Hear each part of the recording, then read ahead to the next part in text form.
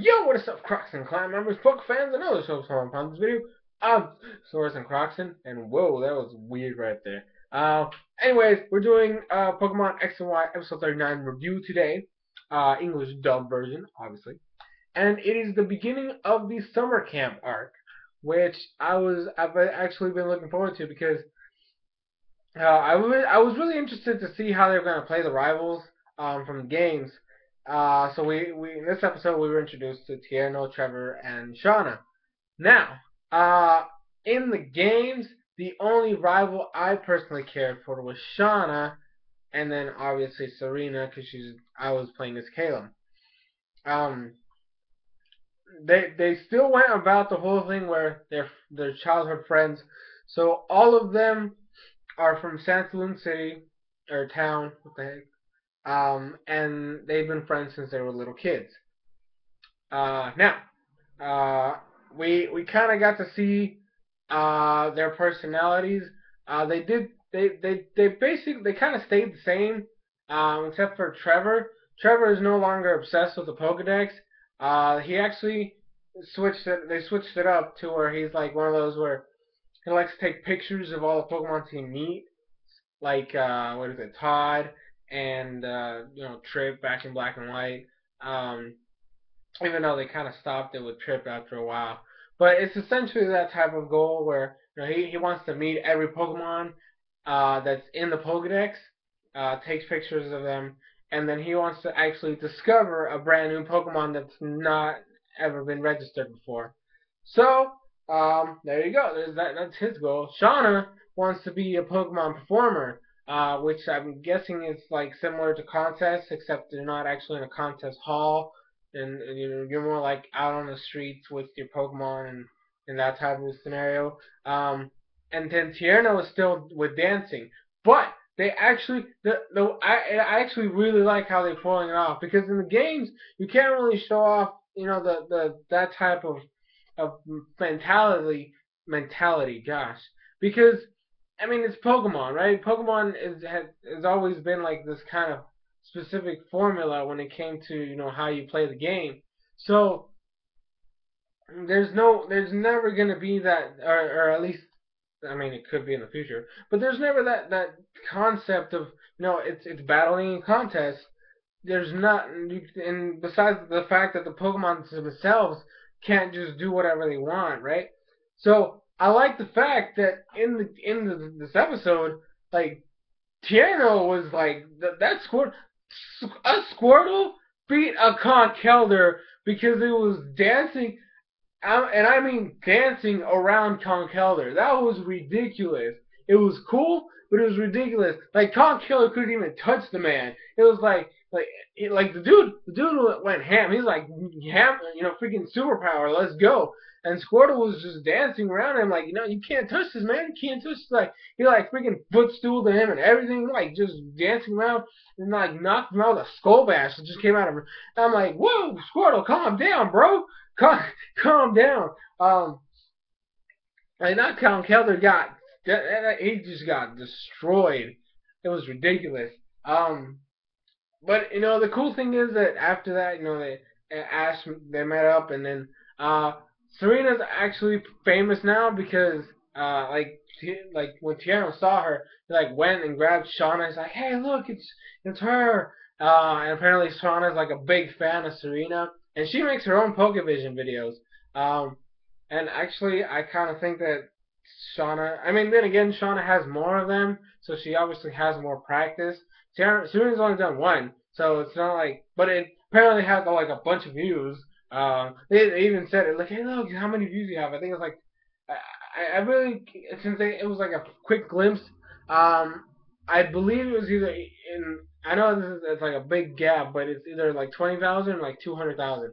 I don't really know. And it's not like that specific number. There's obviously numbers after that, but I believe it's either in the 20s or if I miss a number, then it's in the 200s. So a lot of views. Actually, Clement freaked out because that means that people are watching his video, and his video was terrible because everything went wrong. So he's a little freaked out. But Shauna, like the video they showed with Shauna, like she has a Bulbasaur.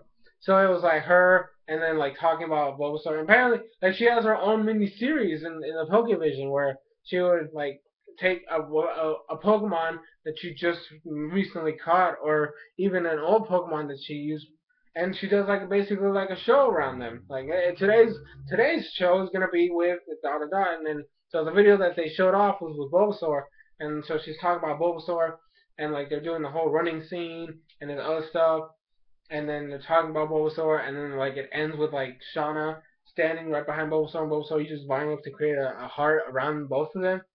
That's like legit cool right there. Um, and then we meet Trevor. I like the fact that they gave each of their Pokemons a personality, because you like after like when Trevor showed up with his Charmander, because he's has a like all three of them basically have the console starters. Um, but like the way they play it off is like Squirtle, like he's the fun-loving kind of Pokemon because he's dancing around like he was freaking breakdancing and everything. It was ridiculous. Um, but like he's like a fun dude. Like he's chilled out to be anything. Bulbasaur is kind of like one of those like proud shy guys. You know where they're like they're really shy, but they're not gonna take shit from anybody. So like when Pikachu and Fennekin were like trying to say hi to Bulbasaur, Bulbasaur just like looked away, but in one of those proud things. But then Sean explains, it's technically shy, so it doesn't want to show that it's shy, but it's shy. And then Charmander is just like ready to go at all times. He's like, let's go. Like he showed up. Like the dude jumped off the stairs. Like they were upstairs. The dude jumped on the rails and then like back front flipped over to where they were at. And he was like, yeah, let's go. Like he was all pumped and everything. And then Trevor, when he comes up, and he's like, oh, I would have been here sooner, but it happened again. And they explain it that Charmander is always ready to fight. He's like pumped at all times. Like he's got like adrenaline rush all the time. He just can't sit still, man. He can't sit still. He just wants to go right now. Come on, let's fight. It was funny. So I like the fact that they gave them personalities, because that's the thing that most of the time we don't get to see with rival character Pokemon. They're always stale and bland. That there's very few occasions where we'll actually get to see the rivals Pokemon actually have some type of personality. So I like the fact that they gave him all three of them have a personality that differentiates them from the others. So I think that's pretty cool right there. Um, the way the summer camp is gonna work, they're split into teams. Ash and the gang are in Team Froakie. Ironic that Ash's Pokemon is the one. Excuse me. Ash's Pokemon is the one that they do. And then Tierno, Trevor, and Shauna are in Team Squirtle. There was a clash right there. Gen 6 versus Gen 1. And then they do the whole introduction to the summer camp thing. Team Rocket is in here, but they didn't try anything, and I can see this might actually be like a well thought out plan. So I'm not gonna hate on it yet, but essentially what they are right now is they're the cooks for the summer camp. And they work obviously for the one of the head chefs of the organization thing. And they're basically gonna cook for everybody. They're the cooks. They make food, but they're doing it like they're actually, the way they explain it is that they knew that the gang was gonna show up when they heard that there was gonna be summer camp, because Professor Sycamore is the one that's hosting it. So if he's hosting it, they're obviously gonna come. So they showed up beforehand, and now they're gonna earn the trust of everybody. So they actually have an actual plan that might consistently last the rest of the arc, which is nice. I like it when they plan stuff out that lasts more than one episode, because then we actually get to see some kind of progress. Granted, we always see them fail, but at least it makes me think that they are competent. It's just the fact that it's a kids show. That's why they'll never succeed. But I like it when they do give them that type of plot line where they actually have a well thought out plan, and it's a long process. That's kind of why I liked them in Black and White before the what was it, the Islands arc. before that, Team Rocky was actually competent because they had plans. Besides the fact that we didn't see them as often, their plans were very complex and they had a lot of steps, and it took them various episodes to get that thing to work. It's a long process with multiple steps that had an end goal in mind. It wasn't, this is the plan we're gonna execute today, get messed up, fly off into the sky. No, we're gonna do this. This is how we're gonna start. We're gonna move to this spot. We're gonna move over there. We're gonna bring this. We gotta get that, and then put it all together to do this. So I like the fact that they actually have a plan this time. So the episode basically ends with like after the whole meetup, they're gonna have like it's basically gonna be a battle, but I believe it's a tag battle because Ash lost because Squirtle touched Froakie. So I'm gonna guess it was like a tag battle, and I don't mean like tag like two people, like touch battle. There we go. Like first touch battle. There we go. That's the one I was trying to say. Um, but it ends up being Ash versus Tierno, Clement versus Trevor, and then Serena versus Shauna. Um, Again, that Squirtle, man. That Squirtle's just like bop and weave, man. You can't touch this, man. You can't touch me. I'm gonna dance all over you, and you can't even do anything. Like I said, the dude was breakdancing. And then it was so it was Squirtle versus Froakie. It was Chespin versus Charmander, and then it was Fennekin versus Bulbasaur. Um, I can this wasn't worth any points because they actually it's a competition summer camp. So I mean it's a summer camp. Summer camps always have like a point system to where like at the end of the camp like one team gets like a prize. But this was just an introduction, so there was no points. But I'm pretty sure. I mean, I know for a fact Serena got wrecked because like it was ridiculous. The fact that she was like, "Hey, use flamethrower," and Bulbasaur just energy balled and just wrecked the flamethrower and smacked Fennekin in the face.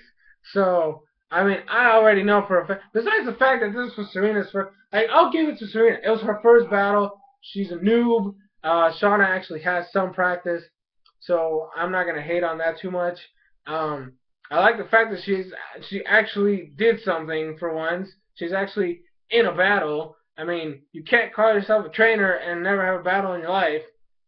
So yeah, so did that. I'm pretty sure all three of them lost. But I liked what happened at the end of the episode because after they eat and everything, because everybody talked about their dreams. Ash wants to be the greatest Pokemon master ever. Tiana wants to have a dance team. Trevor wants to see every Pokemon plus find one that's never been registered before. And then Shauna wants to be a Pokemon entertainer. Clement's an inventor plus a gym leader. And then, so the way they played it off is Serena doesn't have a goal. Like, we've known this since the beginning. She doesn't have a goal, so she's like lost in limbo.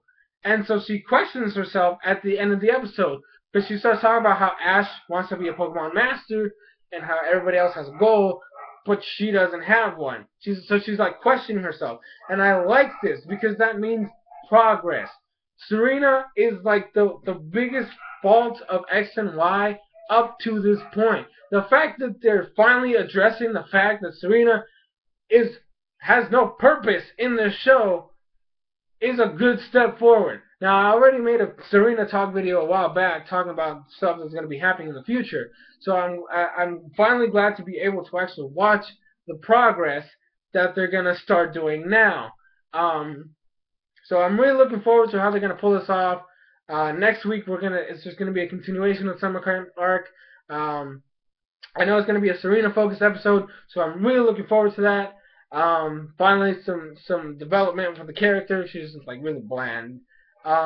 But anyways, guys, that's gonna be it for this review. As always, link in the description so you guys can watch the episodes if you were not able to watch it this morning.